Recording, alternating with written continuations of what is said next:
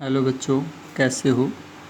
12वीं कक्षा में आरोह काव्य भाग चला हुआ है। अपने 8 कविताएं हो गई हैं, 8 कवि हो गए हैं, उनकी रचनाएं। अब हम कवि परिचय कराएंगे। पहले शुरू से पहले जो कवि थे वो थे हरिवंश राय बच्चन जी, तो उनका कवि परिचय कराएंगे। कवि परिचय में हमने क्या क्या करना है। कवि परिचय में एक तो जीवन के बारे में, उनका जन्म कहाँ हुआ है और शिक्षा, इसके अतिरिक्त उनका निधन कब हुआ, कोई भी कवि है अगर उनका निधन हुआ है तो कब, उनकी उपलब्धियां क्या हैं, उनकी रचनाएं कौन कौन सी हैं, इसके अतिरिक्त जो है साहित्यिक विशेषताएं क्या हैं, और अंत में हम जो है भाषा शैली के ऊपर विचार करेंगे। तो ये हम जीवन परिचय में करेंगे।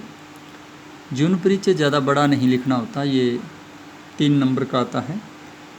फिर भी मैं इसको विस्तार से कराऊंगा। आपने इसके नोट तैयार करने हैं, मुख्य मुख्य चीज़ें।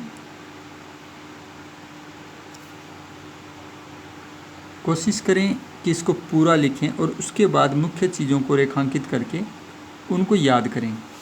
लिखना पूरा चाहिए। पहले जीवन परिचय देखते हैं। हरिवंश राय बच्चन, हिंदी साहित्य इलाहाबाद के ये इलाहाबाद गलत है, हालावाद आएगा यहाँ पर। हालावाद ये एक लेखन शैली है।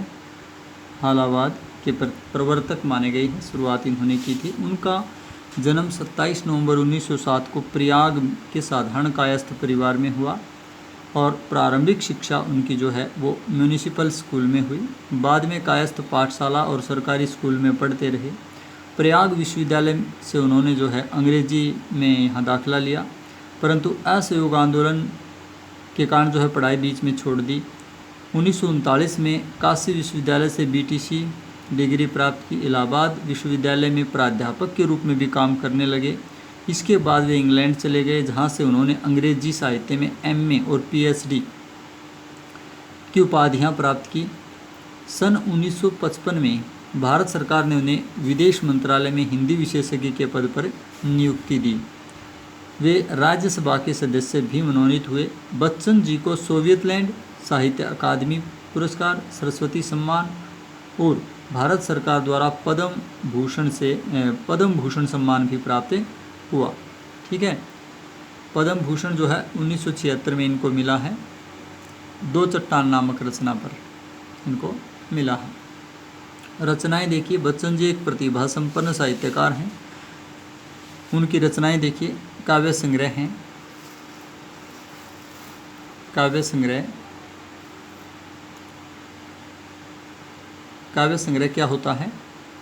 एक ही किताब में बहुत सारी कविताएं, काव्य रचनाएं इकट्ठी कर देना, ये काव्य संग्रह कहलाता है। मधुशाला, मधुबाला, मधुकलश, निशा निमंत्रण ये अलग है। एकांत संगीत, आकुल अंतर, मिलन यामिनी, सतरंगिणी, आरती और अंगारे ये एक ही रचना है। नए पुराने जरोखे, टूटी फूटी कड़ियाँ, बुद्ध और नाच घर। आगे है आत्मकथा।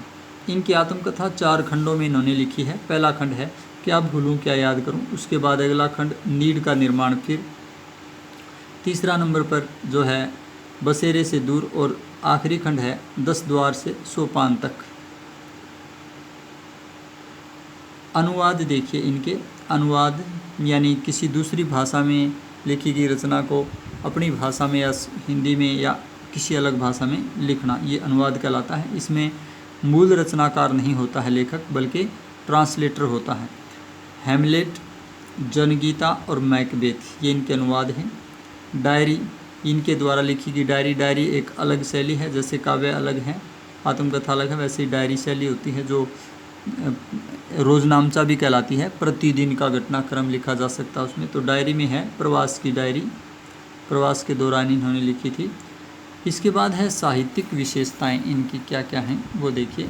साहित्यिक विशेषताओं में क्या चीज़ आती है कि जो कवि है उसका साहित्य कैसा है, मतलब उसके साहित्य का विषय क्या है, किस चीज़ को माध्यम बनाकर उन्होंने लिखा है। तो भले ही बच्चन जी हालाबाद के प्रवर्तक हैं, लेकिन उनके काव्य में प्रेम और मस्ती का अनूठा संगम देखा जा सकता है।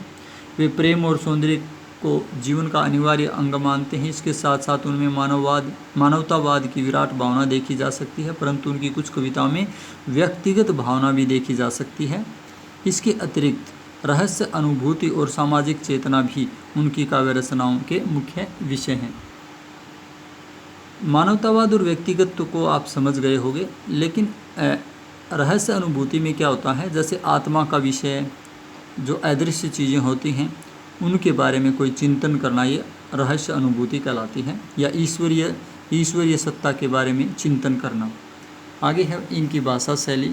भाषा शैली देखिए, भाषा शैली में दो चीज़ें हमने लिखनी होती हैं कि रचनाकार ने कौन सी और कैसी भाषा का इस्तेमाल किया है, इसके अतिरिक्त जो है शैली कौन कौन सी इस्तेमाल की है। तो बच्चन जी ने प्रायः सहज सरल साहित्यिक खड़ी बोली का प्रयोग किया है।